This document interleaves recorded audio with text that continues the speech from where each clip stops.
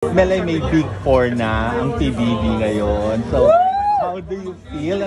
Kasi yan si Rochelle talagang. So, anong pwede mong ma-advise sa Big 4? Siyempre, ang advice ko sa Big 4, congratulations in advance sa inyo. For this moment of time, hindi na kayo talo.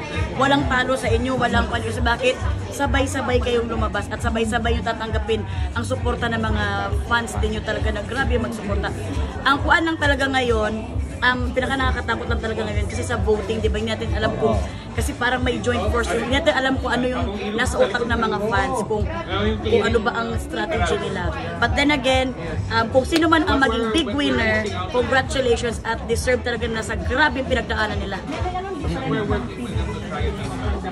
Sobrang iba ang PBB ngayon talaga kasi aside sa duo, dati kasi parang sarili mo lang eh, saan mo matalo ka, hindi ka makakonsensya kasi awayin mo sarili mo.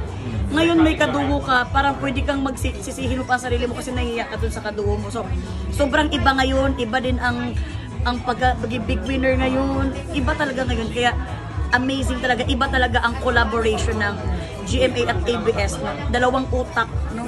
So, sinong bet mo, Melay?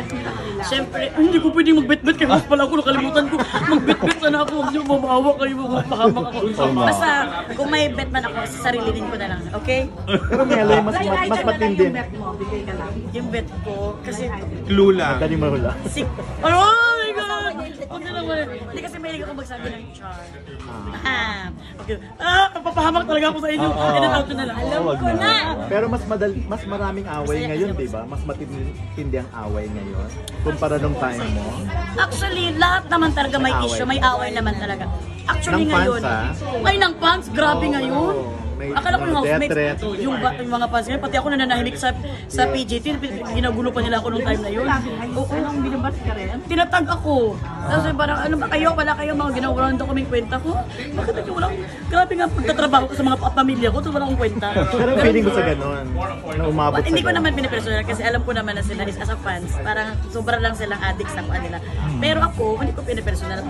Minsan kasi nalalike ko kasi para like ako ng mga nagtatag sa akin. Minsan hindi ko na nilalike kasi nababash ako dahil bakit ko nilalike. So nilalike mo pag pinagbabantaan yung isang ano? Oo nga, nilalike ko. Kaya in-unlike ko na lang.